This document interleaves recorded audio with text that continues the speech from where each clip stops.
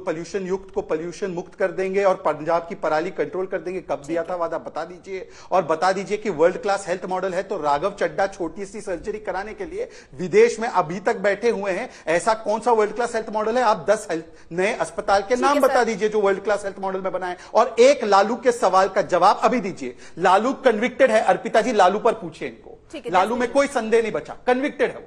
पूछिए एक बार अर्पिता जी। मतलब जो आपके साथ वो साफ, जो दूसरों के साथ वो। मैं जवाब देता हूं, मैं जवाब देता हूं। और वो कन्विक्टेड है जी। शहजाद पूनावाला भूल रहे हैं, ये दिल्ली का स्टेट इलेक्शन नहीं है, ये राष्ट्र का चुनाव है। 10 साल आप सत्ता में हैं, 10 साल में सत्ता होने के बावजूद आप अपने काम नहीं गिना पा रहे हैं। आप ये नहीं कह पा रहे हैं कि हमने भ्रष्टाचार पे क्या काम कहा। आप कह रहे हैं हम दिल्ली के ऊपर सवाल पूछेंगे, हम बिहार के ऊपर सवाल पूछेंगे। लेकिन आज अगर इन्होंने ये आज राष्ट्र हित की बात करते हैं, राष्ट्रीय सुरक्षा की बात करते हैं, मुझे बताइए मणिपुर जैसा छोटा सा राज्य समझ गए, इधर मत घुमाइए। साल से मणिपुर जल रहा है। एक बात में बता दूं, सर देखिए बहुत आसान हो जाता है। वो अपने आरोप लगा देते हैं, आप अपने आरोप लगा देते हैं। अब वो अपने सवाल पूछ रहे हैं, वो अपने सवाल पूछ रहे हैं। भाई सवाल पूछने का काम मेरा है, छोड़ दीजिए ना मुझ पर। मैं सवाल पूछ रही हूँ, आप कह रहे एक दूसरे से सवाल। लालू पर वो सवाल आपसे पूछ रहे हैं, उस पर जवाब है तो वो दीजिए। उनके आरोप अभी मैं फिर से आते हो और मेहमानों के पास जा नहीं पाई हूं। सर जैस्मीन जी। अर्पिता जी, किसी भी नेता के ऊपर अगर आरोप लगते हैं तो कोर्ट डिसाइड करें। भाजपा या शहजाद पूनावाला डिसाइड करने वाले कोई नहीं होते कि नहीं हम आरोप लगाएंगे, हम जेल भेजेंगे। तो आज आम आदमी पार्टी आज आम नहीं तो ये पता है ना कि आम आदमी पार्टी के नेताओं को जेल में क्यों भेजा। आप तो अच्छा इतना विश्वास रखते हैं आप कोर्ट के सिस्टम पे, तो आम आदमी पार्टी के नेताओं पर भी कन्विक्शन ऑब्टेन करते हैं। आपने अरविंद केजरीवाल को जेल में क्यों भेजा? फिर मुंह दिखाई पड़ी कि नहीं आपको? सुप्रीम कोर्ट ने अरविंद केजरीवाल जी को बाहर छोड़ा है, इसका मतलब यह है कि आपकी मंशा थी कि लालू पर बोलिएगा कि नहीं? आप खुद यहाँ पे जज बनने की कोशिश कर रहे हैं। लालू पर लालू कन्विक्टेड है। अरे लालू क्या कह रहे हैं आप? बंगारू लक्ष्मण के आप बंगारू जनता पार्टी के स्पोक्सपर्सन जो राष्ट्रीय हित के सौदे पे भ्रष्टाचार करते पाए गए, हटा दिया था, वो हट गए थे। और मेहमानों के पास भी चली जाओ। मैं नीरज मिश्रा और वीरेंद्र कुमार के पास भी नहीं जा पाई। हट गए, लालू के बच्चे चुनाव लड़ रहे हैं। जरा मैं नीरज मिश्रा जी, ये जो घोषणा पत्र, ये जो वादों का पिटारा खुलता है, जरा एक मैं आंकड़ों के साथ आपसे सवाल लेना चाह रही हूं। 2019 के लोकसभा चुनाव में 37% वोटर ने प्रधानमंत्री के दावेदार को देखकर वोट किया, 22% ने पार्टी देखकर वोट किया, 25% ने उम्मीदवार को देखकर किया, 13% ने अन्य वजह से वोट किया और 3%, मात्र 3% ऐसे जिन्होंने घोषणा पत्र देखकर वोट किया। बावजूद इसके वादों पर वादे क्यों और कितने होंगे पूरे ये वादे? अर्पिता जी, हर 5 साल में जो आपको चुनाव का मौका मिलता है, मत देने का मौका मिलता है, वो पुरानी गलती को सुधारने का मौका है। क्योंकि पिछली बार प्रधानमंत्री के झूठे वादों में फंसकर देश की जनता ने उनको वोट कर दिया। इस बार तो उनसे 10 साल का हिसाब पूछा जा रहा है, जैसा आपने शहजाद से पूछा और शहजाद ने पलट आपको कहा कि आपने 50 मिनट का प्रधानमंत्री का भाषण सुना। वैसे तो अधिकांश देश की जनता प्रधानमंत्री जी का भाषण नहीं सुनती, पर आज डिबेट की तैयारी के चक्कर में मैंने सुन लिया। उस 35 मिनट में प्रधानमंत्री जी ने एक बार यह हिसाब नहीं दिया कि पिछले 10 साल में उन्होंने क्या किया है। उन्होंने सिर्फ ये 5 ऐसी बातें बोली जो एक जाते हुए प्रधानमंत्री को शायद शोभा देती होगी, आते हुए प्रधानमंत्री को तो बिल्कुल नहीं देती। फिर हमने ये भी सोचा कि ऐसा क्या हो गया है कि प्रधानमंत्री जी पिछले 10 साल के अपने कारनामों के बारे में अब बोलते क्यों नहीं है। तो समझ में आया बोले किस पर। एक वो नोटबंदी की थी जिसके आंकड़े निकल कर आए तो पता चला वो फेल हो गई। एक वो इन्होंने जीएसटी इन्होंने लागू किया, उसके जब आंकड़े निकल कर आए तो पता चला वो भी फेल हो गया। मणिपुर जलता रहा, ये चुप हो गए। अरुणाचल में और लद्दाख में चीन घुस गया, ये चुप हो गए। और देश के अंदर जब सबसे बड़ा घोटाला इलेक्टोरल बॉन्ड्स का निकल कर आया, तो कुछ आंकड़े मेरे पास भी, जरा उस पर जवाब दे लीजिए। अगर हम कंपेयर आप कर रहे हैं ना महंगाई पर, तो यूपीए सरकार के समय औसत महंगाई दर 7.9% थी और एनडीए सरकार के दौर में औसत महंगाई दर 4.7% थी। बड़े मुद्दे बार बार आप लोग महंगाई के बनाते हैं, लेकिन उतना बड़ा चुनाव भी आप नहीं बना पाए। रुक जाइए सर, उसके अलावा ये आंकड़े में मैं बता दूं। दूसरी तरफ 2014 से 2024 के बीच करीब 54,000 किलोमीटर राष्ट्रीय राजमार्ग का निर्माण हुआ और यूपीए के 10 साल, आप हिसाब की बात कर रहे हैं ना, यूपीए के 10 साल में 27,000 किलोमीटर निर्माण हुआ।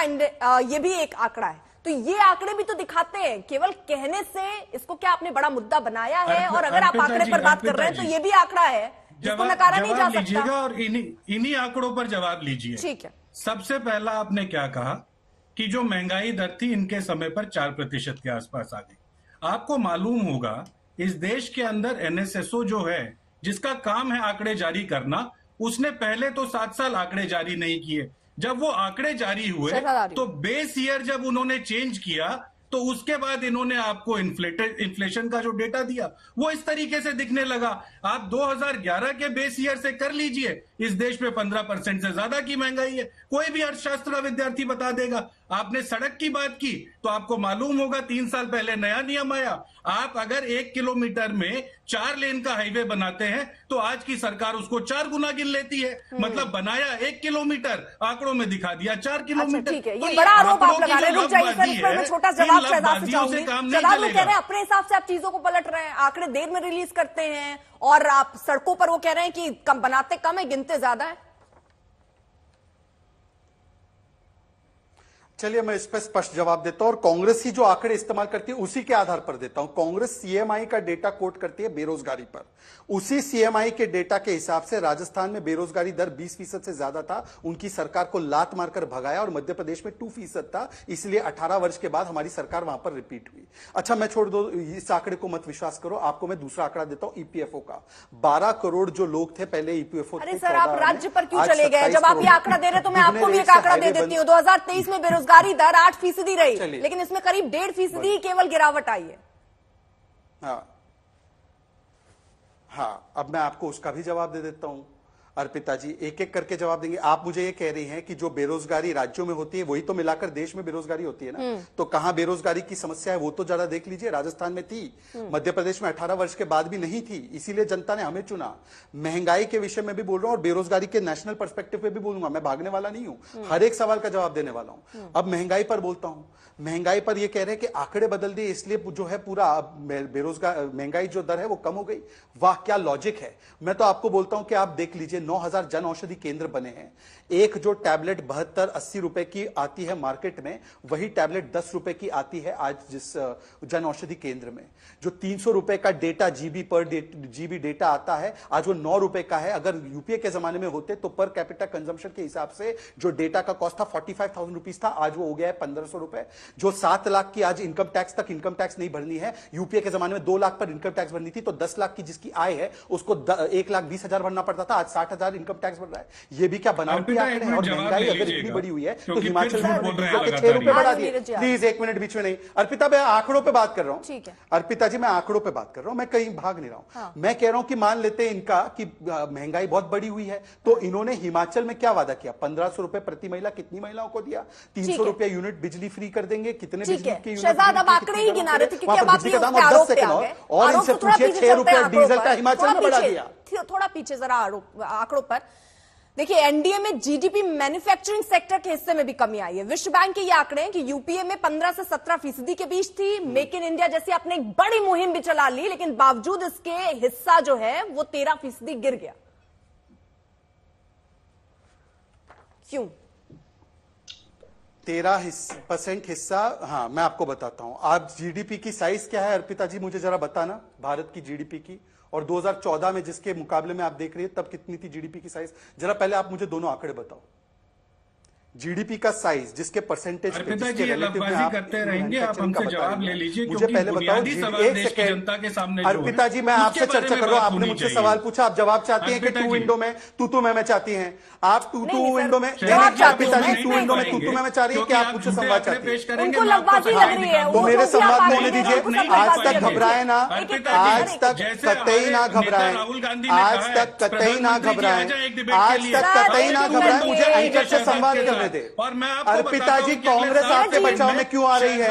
मुझे जवाब देने दीजिए। शहजाद के पास क्योंकि आंकड़े नहीं है, कांग्रेस आपके बचाव में क्यों आ रही है? आप आंकड़ों पर बहस करिए। कांग्रेस आपके बचाव में जवाब तो दे रहे हैं नीरज जी, वो जवाब तो दे रहे हैं। आपके बचाव में कांग्रेस क्यों आ रही है? मुझसे संवाद कीजिए ना। शहजाद किसी को जवाब दे, यहाँ किसी के बचाव में किसी को आने की जरूरत नहीं है। जी, अपने जवाब देने की जरूरत है। आप आराम से अपनी जवाब कांग्रेस आ रही है और आपका चैनल टू विंडो करके उनको अलाउ कर रहा है। मुझे संवाद करने दीजिए। मेरा जवाब 2 मेहमानों के पास जा नहीं पाई हूं, प्लीज।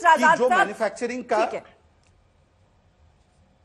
आपको मुझ में रुचि, आपको मेरे सवाल जवाब में मुझसे रुचि है तो आपने सवाल पूछा, मैं जवाब दे रहा हूं। आप नहीं चाहते तो मैं चुप रह जाऊं। आपका चैनल है, आप चलाइए डिबेट, मैं जवाब दे दूं आपसे। अब हाँ, आपने मुझे बोला, दर्शकों की समझदारी के लिए मैं बोल रहा हूं कि 2014 में जितना परसेंटेज शेयर था जीडीपी का, मैन्युफैक्चरिंग का, आज वो कम क्यों हुआ है। मैंने अर्पिता आर्या जी जो विद्वान हैं उनसे मैंने पूछा, अब वो शायद आपने गूगल किया है नहीं किया मुझे नहीं पता, 2014 में हमारी इकोनॉमी की साइज क्या थी और 2024 में हमारी इकोनॉमी की साइज क्या है, जरा बता दीजिए।